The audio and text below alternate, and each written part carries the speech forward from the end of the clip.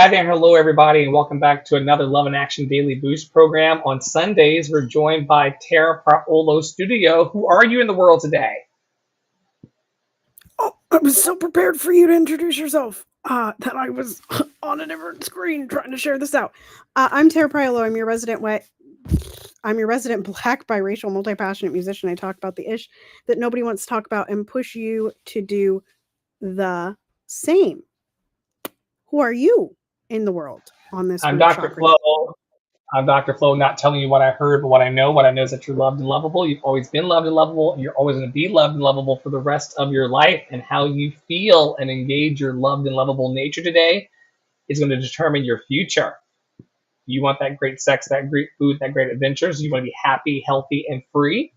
Tap into Love and Action Network, where we encourage, equip, and empower folks to be their brightest star every day. It's week 43. Festivals of Love is our theme this week. Festivals of Love, exploring cultural festivals that are centered on love and how celebration pulls us into love, unity, and all of this is happening through a global and spiritual lens for energetic balance. Root Chakra's mantra is I am. Who are you in the world? Who do you want to be? Who do you see yourself becoming? Do you see yourself as a loved and lovable nurse, a loved and lovable firefighter? I cannot wait to put up my reel. This morning, you guys, I got to take video of a fire truck. Would you have ever been a firefighter? I feel like you talked about this in the room, but I don't remember what you said. You wanted to be a firefighter. Well, no. I didn't want to be a firefighter. Everything that I've wanted to be, I've already been. I can't. All of my other dreams are in conflict with what it means to be a firefighter. They have to sleep there. They have to You be did? ready. What if you had a day shift? Or do they work 24-hour shifts? What shifts do firefighters work? What shifts do firefighters work? Now, my fascination is not Oh, with well. what does it say. The AI overview says firefighters commonly work 24-hour shifts on a 24 on, 48 off schedule. You get 2 days off? That's cool. Which means they work one day and then they have 2 days off. Thank you for sharing, AI. Other variations exist, such as the California or swing shift, 24 on, 24 off, 24 on, 4 days off, or the Kelly schedule, which is 24 on, 24 off, 24 on, 48 off. But the 24-48 rotation is the most prevalent. Wow. Yeah, I just knew that I couldn't be. And let's be very clear, because I've kind of gotten twisted into a corner here. It's really the fire trucks and the trains that I admire. It's not being a firefighter. I'm intrigued by what it means to be a firefighter, and I think that they are better than cops. But it's really the fire truck. Like this morning, I had no interest in like becoming a firefighter. They seemed miserable. They were out checking hydrant pressure and Also, the driving gear is around. like really heavy. The gear Yeah, that that, they wear, that I'm not a fan of. I but love they're a also fire truck volunteers. Some of them. Some of them are volunteers, which I think is cool. Hey, Poppy. on standby. Yeah. Um, are the fire trucks where you live red or greenish yellow? They are, well, the ones that I have seen are red. The station is like 3 minutes down the road. The ones They're in red. New York are red as well. The ones here are greenish yellow. You'll see, but What, it's really what the fire truck. did they tell you why they're greenish yellow instead of red? They just wanted to be different. Let me ask, Why? why are some fire? It's like the state trooper cars, because you talked about police. State trooper cars and sheriff cars are different colors in every state. The ones in Minnesota are like plum. Wow. Some fire trucks are yellow because lime yellow is the most visible color in various lighting and weather conditions, making it easier Huh. for other drivers to see and potentially reducing accidents. Studies have shown that fire apparatus in lime yellow have lower accident rates compared to red ones though the color is not mandatory and traditional red is still widely used, often alongside modern reflective stripping for visibility. So the new fire trucks for visibility are lime yellow. And I guess we have new fire trucks. They had LED lights on them. It seemed like a Oh. smart car, a fire truck today. So it was Did it lime have the yellow. little things? Did they let you see the inside or just the outside? These firefighters were not happy to see me or Oh, talk to me. oh, okay. I represented someone who was chatting with them when they had probably 500 hydrants to check today. I see. And I was simply telling them how childhood me and Mimi loves fire trucks. But once again, it's not firefighters themselves or me wanting to be a firefighter. I was never telling someone as a kid. I would tell a person as a kid that I wanted to be on Broadway. I would tell them that I wanted to be a banker. I would tell them that I wanted to fly and be a flight attendant. But I never told anybody as a child that I wanted to be a firefighter. I love, though, taking tours of and stopping by fire stations and looking at and taking pictures of fire trucks. What's up? Do you think, like, okay, I'm curious about the flying because you have a fascination with the trains, right? Like themselves and like the mechanics of the train and the mechanics of the firefighter. Do you have that same thing for an airplane or you just wanted to be in the air? Both and. As a child, I used to put together, and I still love to put together model planes. I see. They come in these giant boxes, and all the pieces are on this like sheet of pieces, and you snap them off, and then you get the instructions, and it says glue this part to this part, and then you put that together, and then glue this part to this part, you put that together, and then by the time you're done over a few days or weeks, you have a plane. Yeah, it's so yes. Wow. So And I watch a lot of documentaries. I have watched and continue to watch a lot of documentaries about how planes are made. Like the 787 Dreamliner, like millions of components go into planes, and people have to know each and every nut and bolt of a plane to keep them in the air. Isn't that why people get in so much trouble when like something does malfunction and it was supposed to be checked and they didn't like check it properly? Oh, for sure. Yeah. Because there's like all of these little parts that go on. For sure. There's that one dude that talks on you remember the redhead that talks Mhm. about airplane stuff and then he ends up in Lord of the Rings and Yes. somehow we're there. Is it Lord of the Rings or Game of Thrones? Lord of the Lord Rings. of the Rings. Yeah, literally for a plane to have a failure that harms people, like the one that just happened in Lansing, Michigan, like 10 things have to go wrong for a plane to have a catastrophic failure. And people are paid a lot of money. Shout out to all of the air traffic controllers who are not getting paid right now and the government shutdown.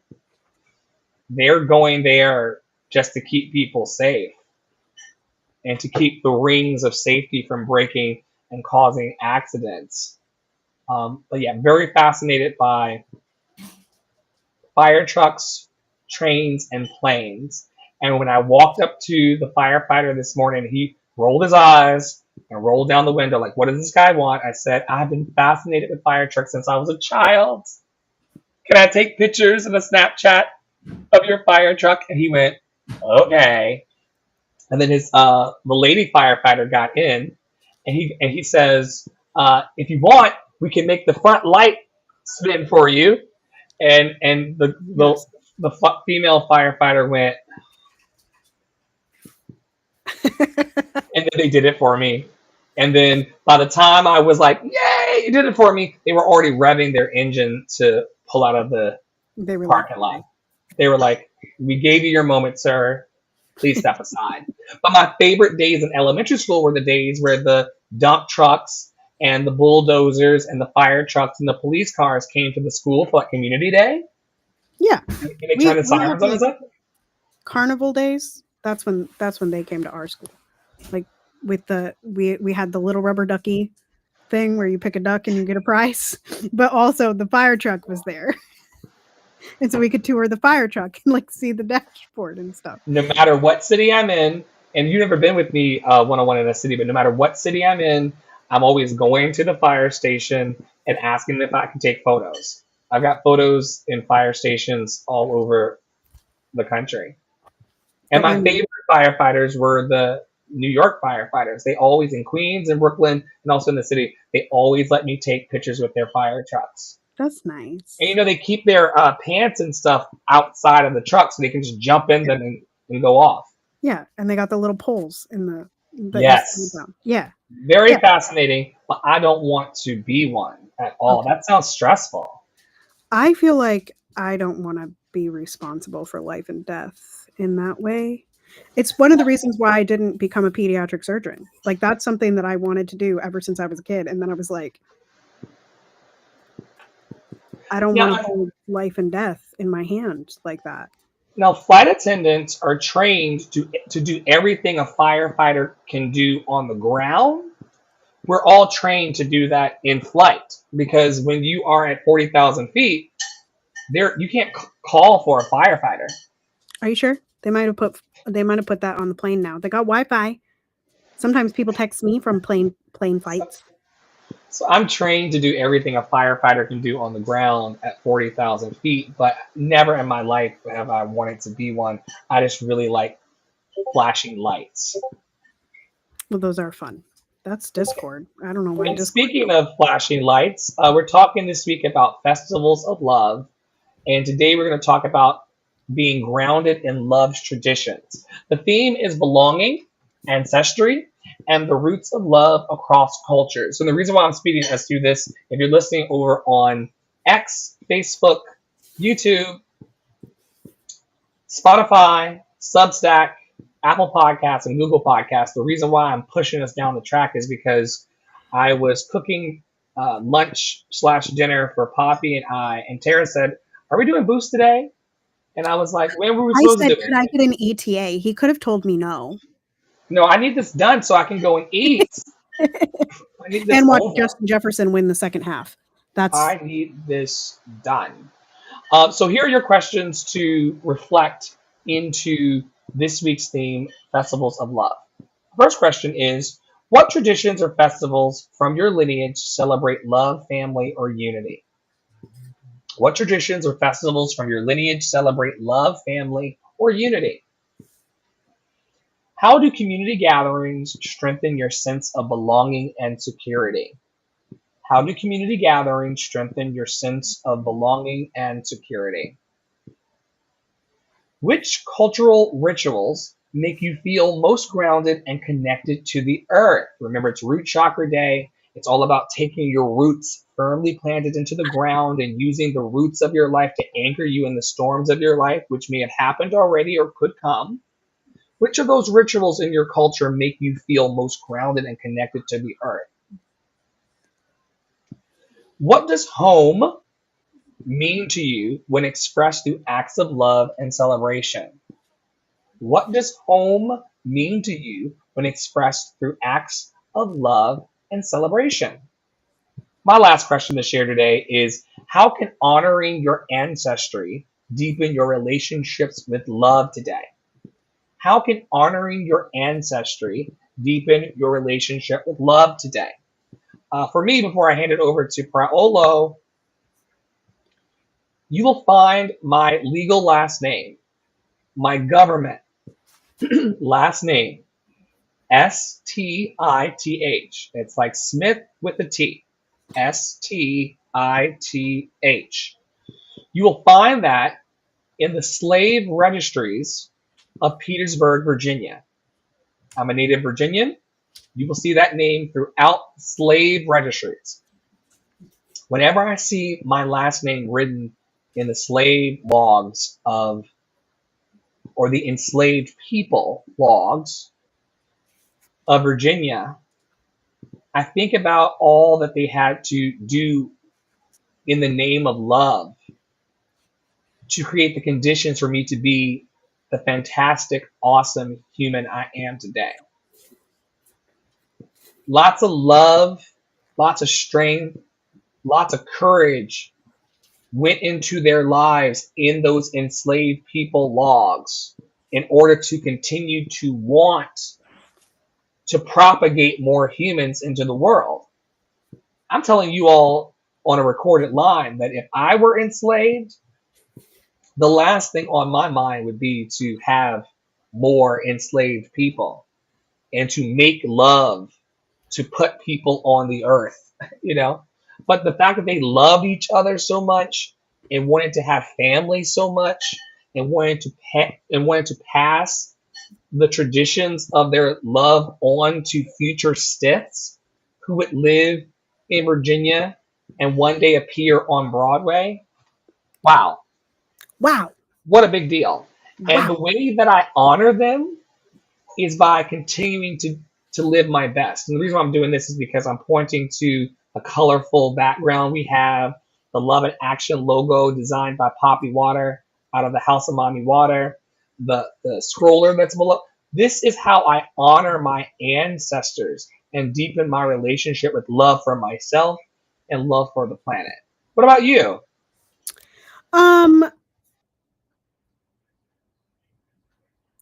I didn't have an answer to number 5, but I did have sort of, I mean, a lot of these I often feel like I'm like cooking. Like it doesn't necessarily make me feel more connected to the earth, although it could. But one of the things that gets passed down in my family is our cast iron skillets. I got the cast iron skillets. It's like a 70-year-old skillet, and therefore it is encrusted. Me and my mother-in-law were talking about it last night and how encrusted it is, and how that just carries forward some of the lineage of my family and of the way in which we cook, or like the recipes, the things that are written, like those are the things that get passed down in my family and make me feel connected to ritual, like the ritual of being alive, right? I was on a different screen and he was doing a snappity chat, which by the way, speaking of, while Flo was talking, hello to Ailstorm fan 224, Jimmy and Wyatt Holmes. They are over on my Instagram. Hello to you. Nice of you to stop by. Yay. Glad you're here. Glad somebody stopped by. So yay. That's 3 people. Anyway, okay, I'm going to read the next few questions. I might come back. We'll see. Which cultural or family customs do you wish to preserve or pass down? I didn't think, okay, here's the thing about these. Pause. I'll read it again. But one of the things I get hung up on the cultural thing because I think so much of culture these days is mixed. And I also think that, so that y'all hear my husband shouting at the TV. He's not shouting. He's just saying, go, go, go, go, go, because the game's back on. Anyway, I get very like, it's like, what is culture? And then I start talking, like, I just am like, okay, well, is that culture or is that just like a family thing? Anyway, which cultural or family customs do you wish to preserve or pass down? How does your body feel when you participate in collective joy or celebration? And y'all know I love that question. One more time. How does your body feel when you participate in collective joy or celebration? What symbols or foods from your heritage represent stability and love? What symbols or foods from your heritage represent stability and love? How might you create your own ritual of gratitude for the roots that support you? How might you create your own ritual of gratitude for the roots that support you?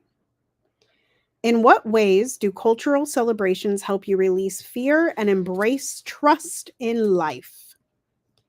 In what ways do cultural celebrations help you release fear and embrace trust in life? I'm going to answer what symbols or foods. Do I want to do that one? No, I want to do the family customs with family traditions. I'm going to replace it with traditions. The one that I want to pass down is the holiday cooking. Like the way, like, okay, so many of you know that while I do not celebrate Thanksgiving, I do make a meal because if we're going to be off work, we're going to eat. and watch football. So I make Cornish hens, one for each person, and then a whole slew of other things that are just traditionally on the table for our family. And that's something I want to pass down. And then at Christmas, one of the things that my family does, there's two things. We do the jammies on Christmas Eve. We have Christmas jammies that you open on Christmas Eve, your one Christmas present. But then also we have Swedish coffee ring, and we make it the day before, and it takes most of the day. And then you put the icing on it before you go to bed, and then you cut it and eat it for breakfast on Christmas morning. So Christmas morning breakfast is always the Swedish coffee ring. And that is a tradition that I want to pass down to my future people. And yeah, I really like the question about the collective joy or celebration, but y'all can go view the Lift the Joy Masterclass where I talked about that. That's available on my Substack right now at taraprilo.com/links. Hey, Suze. Hey, Suze. He's watching anime.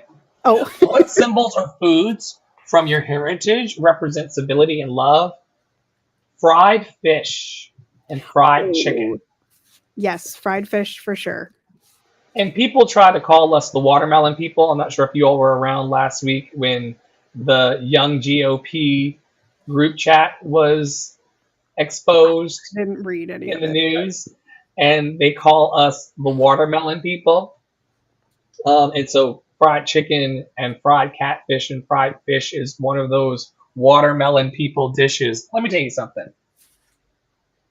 He's no longer on the planet, but a guy named Deacon Joyner, Deacon Moses Joyner, from the Second Baptist Church on East Pilkington Street, used to have amazing fish fries in his backyard in my life growing up. That was love on a plate. I can see the giant cauldron of oil being heated by propane, and I can practically smell the fish and the chicken being dropped while we're sitting here. Powerful symbols and food of heritage. Can I share something Also, about catfish? Because you Sure. talked about catfish. So my daddy doesn't eat catfish because he's Seventh-day Adventist. And it says that things that come from water are like must have fins and scales in order to be clean enough to eat, and catfish are not, right? And so I never had catfish until I was a literal adult, I don't think. And I don't really eat catfish anymore. I had it once and I was like, okay, but they're up in Minnesota. One of the like quote unquote delicacies up here is walleye. People go crazy for fried walleye. They have fried Spell that, walleye. please. Walleye, like WALL and then IEYE. Walleye. I've never heard of this. Yes, we have like fried walleye nights at a lot of the restaurants up here. You can buy it at the Costco's up here. Like, is it crazy? It's crazy. But anyway, that just made me think about the you were having fried fish, and we there's one other thing about fried fish. My great grandma, my mom's dad's mom, said she was from Arkansas. Okay. Arkansas. And she always said that we couldn't have milk when we had fried fish. Like that it would be poisonous. And so I had milk with my fish, and I'm still here. But that was something that my grandpa always used to say at the table. He'd be like, "You can't drink that." Like he was like joking around because he knew that it wasn't true. But yeah, he would always say, "My mom said that you can't have milk with your fish." And I was like, oh my gosh, what in the world? Anyway, yeah. Oh, for the love. Carson Wentz just threw another interception. Number 3 on the day. Walleye are a popular freshwater fish known for their mild, firm, and flaky white meat with a sweet flavor that isn't fishy. They are a prized game fish native to Canada and much of the northern United States, inhabiting cool, deep, and clear waters. They have distinctive, large, reflective eyes that help them hunt at night. Now I want to know, what do walleye eat? They primarily eat other fish, especially yellow perch, and also consume crustaceans like crayfish, insects such as mayflies, and sometimes snails. They are Okay. nocturnal predators that hunt in low light conditions such as dusk and dawn or at night. And young walleye start by eating invertebrates and zooplankton before their diet shifts to mostly fish. That's a walleye. Wow. I did not know that. But about yellow perch, which I very rarely had, because the thing about yellow perch is that they get worms often. So you cannot eat. Well, some people eat it, but that's gross. Um, yeah. Anyway, those also are up here, and it makes sense that you've never heard of walleye because you've lived in the South a lot. So, and we have them up north in the cool water. Also, you said mayfly, and I swear I will let you finish whatever you were going to next. When we got in the car this morning, and I know you'll enjoy this, there was a dragonfly that almost flew into the car, and then it like flew down towards my seat, and then it whoo, went out, and it had a little red stripe on it and little thin wings. Very small little guy, about that big. Anyway, so I thought I'd share because the mayfly made me think of the dragonfly, and yeah. I'm also a big fan of dragonflies. I'm terrified of them a little bit in Why? ways that I don't know why. It's illogical. It's one of my many Oh, illogical fears. I mean, I'm I scared love of little them. tiny spiders, so I love them because I don't think that dragonflies breathe fire or mm, they um, can't even bite you, I don't think. they dragonflies are carnivores. They eat a variety of insects, including mosquitoes, midges, flies, and butterflies. As adults, they catch prey in midair using their legs to form a basket, and in their larval stage, which takes place in water, they consume aquatic insects, tadpoles, and small fish. Wow. So they're not a danger to humans at all. Um, I still am afraid of them, but I also love them so much. I love dragonflies. They're like, I think I almost love dragonflies more than I like butterflies, but I really also like butterflies. Oh no, in that contest, butterflies, especially monarch butterflies, We have those all the time up here. I think Not monarch many too. butterflies are just wonderful. I can't wait to go annually to like a monarch butterfly conservation We could also go to the butterfly conservatory. pavilion at the Como Zoo. That's free, I know which I'm is going. Poppy awesome. Water doesn't like zoos or aquariums. The aquarium thing is I mean, we're to gonna each his own. I don't you listen. and I will It's go to my the money. aquarium. It's my life. I get to go where I want to go in my We'll freedom. go to But the aquarium. um, I would love to see the aquarium. I would love to see the butterflies, all the things. All right, I'm going to answer this last question that you put forward. How might you create your own ritual of gratitude for the roots that support you? Every day in Love and Action Network at 11 a.m. local, we host a short form and sometimes long form peer support group. And in that group, we land it and weave throughout moments of gratitude. Gratitude is a wonderful container for making something new of your life and creating new opportunities for joy. And the ways that I'm creating those rituals of gratitude for the roots that support me is through Love and Action Network. And so, if you're interested in tapping into our daily peer support programs, if you're interested in our support services, which we're going to be doing an awesome job this week of letting you know how we support people globally and also within our own country. If you're interested in learning more about what we do and wanting to connect with like minded individuals of love, hope, and joy, just for today, Loretta's messaging me now, one of our soul service members. Just go to lovedandlovable.bio.link, lovedandlovable.bio.link, lovedandlovable.bio.link, and just tap in. Get in where you fit in for love. Any closing thoughts from you, Paolo? Skull Vikings. And maybe I'll Skull get some Vikings. walleye. Skull Vikings. It's 14-9. We're not out. We're not out yet. I'll try to call the chat again. We're not out yet. But yeah, it's my closing thought. Also, I get to be I get to dress up tonight because it's spooky night at Opera on Tap. So that's fun. If you care and you're in Minneapolis and you want to come see a show at a brewery. It'll be a fun time. And I'm singing. Okay. Give people the details, and what are you dressing up as? Well, okay. Okay. The song I'm singing is called Grief by William Grant Still. The poem, Dr. Flo says poem a very nice way. Can you say poem? Poem. I can't read it. I think it's a beautiful word. Poem. It feels very on a singer's voice. It feels so good on the voce. Poem.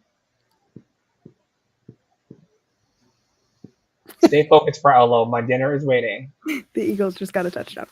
Anyway, everything's fine. That was like a 90-yard pass. That was crazy. Yes, William Grant Still, the poet.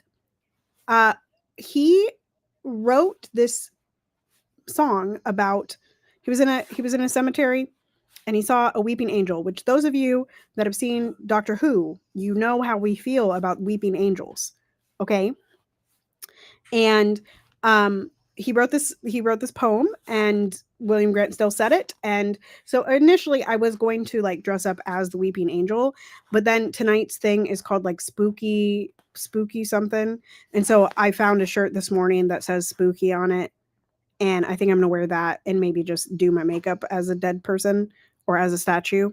And that will be my contribution to this day. Oh. I hope that your performance goes well. And once again, if you all are in the Minnesota Twin Cities area, check out the music. Check out the Opera on Tap. It's a wonderful concept. It's opera, singing, and music done at a local brewery.